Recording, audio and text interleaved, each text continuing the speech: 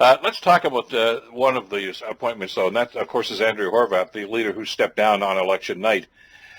She's got an appointment in this shadow cabinet, as it is, and it's rather interesting that, first of all, that she's even appointed because there are rumors about her political future. Do you read anything into the fact that Tabuns included her in this? Well, it is interesting. I've heard the rumors like you have, and in full disclosure, I am supporting another candidate for the position of mayor in the city of Hamilton. I just want to get that out there. But the rumors are out there. There are people saying, yes, her people or herself have been calling people to see what kind of support she could have if she were to, resign and take a shot at running for mayor. But taking this position, especially ethics and accountability, I mean, if she were to resign days after being sworn in, I think she is going to face a lot of criticism on if you wanted to run for mayor, why did you run in the last provincial election? You're just going to cause another by-election, which is going to be costly. So she's going to have to defend that if she does, in fact, do that. I was a little taken aback that she took this role, I'll be honest with you. Well, and therein lies the problem. And this is not unusual, though. I mean, we've had discussions in the past about people that have leapt from one level of government to another, sometimes, as is this case, right after an election. And there's usually a pretty big pushback on this, but it usually tends to wear down after a while. People tend to forget about it, and maybe that's what they're banking on, if, in fact, she's even going to make the move. But I would think, from a strategic standpoint, if she still has ambitions or thoughts about, running for the top job in the city of Hamilton, that she would just kind of take a low profile in Queen's Park for the time being and then just kind of make the big move. Well, time being, she only has a month. Nominations close in 1 month, and you have to resign your seat. It's not like a councillor running for a different level. I've only ever seen one time, Bill, someone be elected and then literally days later resign to run at another level, and they didn't win. This would not look good on her if that's what her intentions were. Let's put it that way. She's going to have to answer for this if she decides to do that, which I am shocked that she took this, so maybe that tells us something else. Was everybody wrong then? Because, I mean, everybody has been speculating, and usually to that end, that, she's going to run. If she doesn't become premier after this provincial election, she's going to run for mayor. And frankly, I'm surprised it's gone on as long as it has here. But, the timing, I guess, is always essential when you make an announcement like this. But if, in fact, she does make the decision and makes the announcement, it's going to be the worst-kept secret in Ontario politics.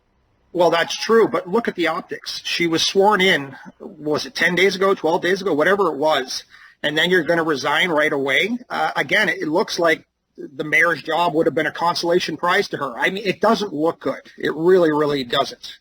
And I'm trying to be as impartial as I can. Okay, but what does this do to the race then? Let's go down two scenarios here. First of all, she doesn't run. Maybe, this is it. She's staying at Queen's Park. She's going to ride out the next 4 years as a member of the opposition party here, and the ethics and accountability critic. I'm not quite sure exactly what the definition of that is, because there were those who would suggest that both of those are sadly lacking in politics generally. Anyway, but you're right. But be that as it might, I'm not quite sure what the motivation for that might be. As opposed to running for mayor. But, the whole thing I put that is, as you say, she'd have to resign her seat as an MPP. And if you lose that job, if you don't win the municipal election, where do you go? I mean, and that's, I guess, a realistic consideration you have to make. Well, the race in Hamilton is going to be interesting, especially if she does decide to throw her hat in the ring. You'll have two large heavyweights and a newcomer. It's going to be a real race. You're going to have to raise a lot of money. You're going to have to garner a lot of on-the-ground support to do that. It'll be interesting to people who love elections. The last election, it turned out to be, somewhat interesting towards the end. It was the mayor, the incumbent mayor versus myself, an unknown, and we made it pretty close at the end. This will be interesting from day one, if that's what happens. The one candidate who was the former mayor, I mean, he's never lost an election, and he's fearless in that sense. He does, he loses, he loses. Miss Horvath, I've met her once or twice. I don't really know her at all. If she were to run, give up her seat and lose, I don't know what would be available to her afterwards. Yeah, it's not as if you're resigning from a government position. I mean, if your party's in power, there's always an opportunity for an appointment to do something someplace, but I don't know what would happen there. But the dynamic for the mayor's race is as interesting about that, because, as you say, you've got high-profile individuals that are running. If she doesn't run, and like you say, she's only got a couple of weeks now to make up her mind on this, what does that do to the race? You mentioned the other candidates that are there, a former mayor and the former president of the Chamber of Commerce. But there will be others. I'm sure there are. Well, there's others who have already registered.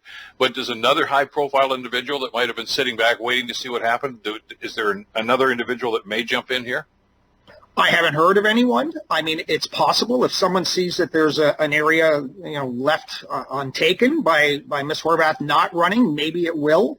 Again, as I said earlier, I am supporting one candidate, and that person is not taking this very lightly. It doesn't matter who's in the race. He's in it to win it, and he's running hard. So I doubt someone else would come in, but I could be wrong, because there's only a few weeks left, and it's not easy. It could be a sitting councillor, although I doubt that very much. Well, let me ask you about that. That was one of the questions I wanted to get with you, Vito. Are you surprised? I mean, we know there will be no incumbent in this race. Mayor Eisenberger said he's not running, and that's it. That's the end for him as far as the mayor's job this time around, anyway, is concerned.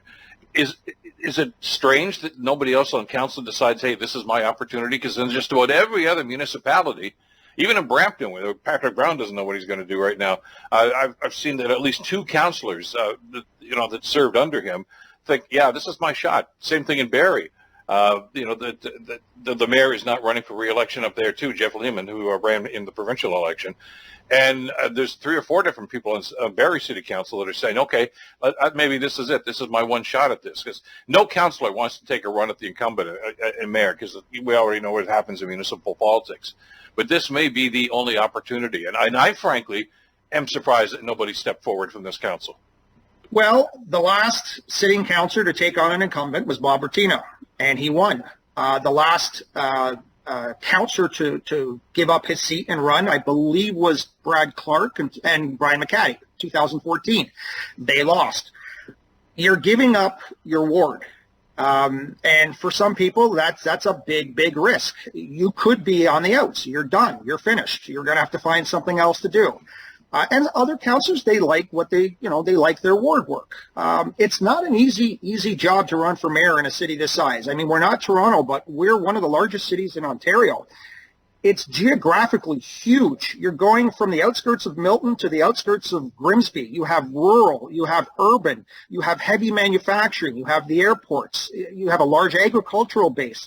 It's extremely diverse, extremely. You're going to have to raise the maximum. It's 310,000, I believe it is, and you've got to do it. And you better be able to work 12, 15 hours a day across the whole city.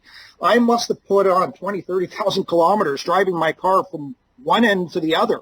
It takes 40 minutes to drive from one end to the other on just, a normal city street. So it's not an easy race, and anyone who thinks, it's going to be somewhat easy, they're in for a big shock.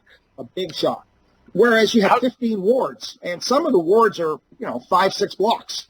So it's a much easier race, especially if you're the incumbent. How difficult is it to raise funds? You mentioned the amount of money someone would need to run for the position of mayor, especially. There's been a plethora of new regulations and modified regulations about who can contribute, how much they can contribute, and it's pretty well policed right now, more so than it had been in previous years anyway. Is it difficult to raise that kind of cash? So I've been involved in politics since 1979. I've gotten to know thousands of people. I had an accounting practice where I had a couple of thousand clients. It took everything I have, and I raised $250,000 in the last election, and I needed to. I was unknown, and that still wasn't enough. The mayor who won, I think, raised less than half that, and the name recognition was quite an advantage. The rules are basically private donors only, no corporate, no union, and there's limits, $1,200 limits per person. So you better have a network behind you, and raising $50,000, $60,000 is a lot of money. Don't get me wrong, but that's going to get you nowhere in a race, for mayor. So it's extremely difficult. you better have been around and gotten to know a lot of people, maybe not in politics, but in some fashion, or else you're not going to do it.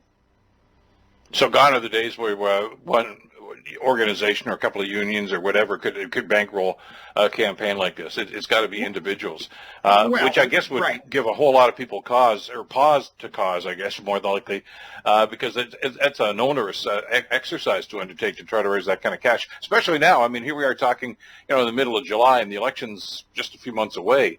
If you're starting with zero and trying to get up to about $300,000, good luck.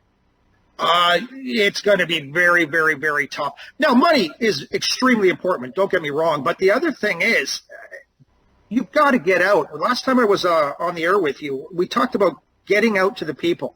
Yeah. I know the one candidate I'm supporting, he met with close to 5,000 people last week. And there's fairs in the summer. There's, picnics, barbecues. You've got to have the stamina to do that.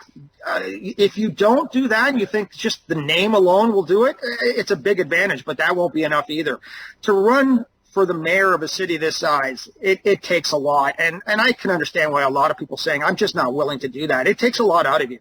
I needed 6 months off afterwards because it was 4 or 5 straight months of 4 or 5 event days on the phone. You're begging for money, basically, is what you're doing. You're trying to meet with as many people as you can with diverse issues. There were agricultural issues I had to deal with, and then there were some environmental issues in the East End I had to deal with. There were transit issues you have to deal with, representation. Why are we electing people this way? Just imagine all the different things that are important to people that you have to deal with every day. It takes a lot out of you. Well, which is maybe why there hasn't been any more announcing for jumping into the things so far anyway. Vito, we're out of time. Thanks, as always, for this. Really appreciate your perspective on this. Take care. We'll talk again soon, because this is just only going to heat up as we get closer to the middle of October. There's going to be a lot of fun in the next 3 months, Bill. Let me tell you. You betcha. Okay. Take care. Vito Scro, of course, longtime political strategist and former candidate municipally.